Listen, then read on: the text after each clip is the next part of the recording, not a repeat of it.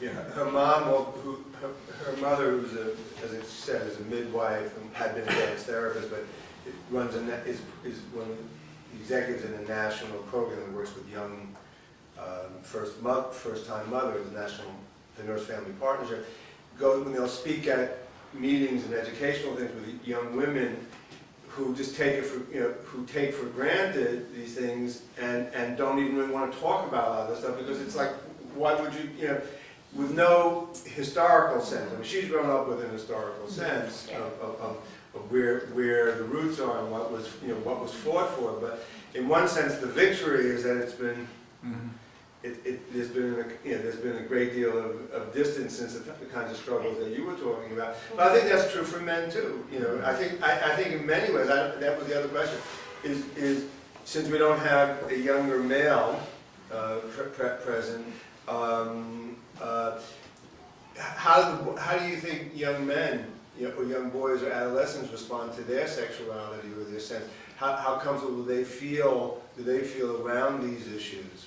I think I have two ends of the spectrum to reference, really, because I have friends that are really uncomfortable with, like, male friends that are really uncomfortable with their sexuality, and male friends who are really comfortable with it, or project the image of being comfortable with it. And I honestly think the girls I know are more comfortable with their sexuality than any of the boys I know, regardless of how they project. Comfortable or uncomfortable? Comfortable. All the girls are more comfortable. The males are more uncomfortable, regardless of if they project that they're very comfortable or not. I think the ones that like brag about it and are the ones who are going out and getting drunk and saying, I got laid last night. They're just as uncomfortable with it as anyone else, and I think that they kind of hide their uncomfortability with it by disguising it with like bragging and pornography and unhealthy things. And I think that the majority of boys I know wouldn't speak about this. I mean, I have a lot of male friends, and I asked all of them because I thought maybe they might be more comfortable with it than the girls, because they like to, like locker room talk, whatever. But when it comes to a real serious discussion of it, they're not comfortable. And I had female friends who were slightly more like interested in kind of hearing out what I was proposing to them. The guys automatically were like, nope, can't do it, can't handle it, too awkward. So. This is just a general comment in relation that, Reich pointed out, I guess, a number of times that sometimes just information is all, well, anybody, but especially younger people, just straightforward sexual information takes such a weight off, because at least you know what to expect and have some sense of guidance. That's not even just armoring. I mean, there may be armoring for the discomfort, but if some of these poor guys and women just had an opportunity for some straightforward information. What is an orgasm even? I mean, what is that build-up process? What is that really? Just to have an idea of what to expect and to demystify it and to make it less threatening. So much of that would change just with that.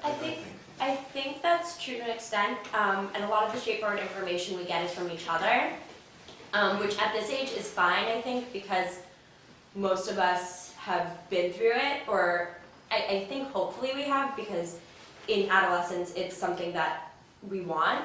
So I think that getting straightforward information happens, and that makes everything a lot more comfortable. Like, I know, for instance, in the dorm, people just sit around and talk about sex and their experience, and people get much more comfortable with each other instantly. And that's a big sort of, it's like a barrier that you break down. Once you talk about that, people are like much closer friends even. So there is a true aspect to that. But in terms of getting straightforward information from adults, kids won't be receptive to that, because they're gonna, unless they've been raised in a way that it cannot be awkward. And even when I was in my, when I was 12 or 13, I felt awkward about it when my parents tried to talk to me about it. Even when they were straightforward, I didn't want to hear it. I was like, I can't handle this, I can't handle this. Because we're taught that you don't talk about that with your parents. All my friends are like, you talk about drinking, drugs, sexuality with your parents? What? And it's like, yeah, I do. It's not a big deal. To them, that would be like the most horrifying thing they've ever experienced. Well, then I might have misunderstood what you were just talking about, especially the guys not wanting to talk about things or being uncomfortable. But So I was confused what context you were putting that in, because right now you just pointed out that when they sit down, they do talk about The it. girls. Girls. Oh, just girls you're talking about? No, everybody, but I'm saying guys wouldn't talk about it with adults, I think. I think that's They less, wouldn't come to. because it's not, when the guys Okay. are talking about it, it's not like talking about every aspect, it's not talking about emotional aspect, it's not talking about technical aspect, it's just basically talking about, like, isn't she hot? Like, I totally got some of that, you know, it's like, it's smack talk, it's not real anything. So that's more just bragging rights than straightforward talk. Well, there are a couple of guys here who are closer to adolescence than, and I've noticed they haven't said, with the exception of one, they haven't said a word. So the ones I know in the room who are closer to adolescence, you know, have remained very quiet through most of the. You're talking about the ones under 4?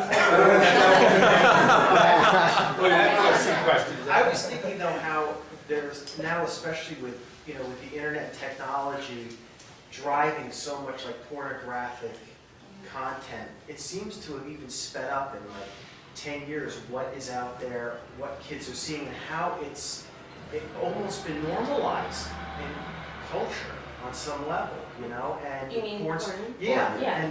and I think that must be more challenging to kind of break through it, you know, as a young person. It Because is. that's the image what people see. They're not hearing about healthy sexuality, so there's this Absolutely. identification. And I always yell at my friends, female and male. I mean, females, like girls also, you know, watch that porn, and I really don't like it. I just, because I say like, you know, it's just so unrealistic and unhealthy, and there's nothing good about it.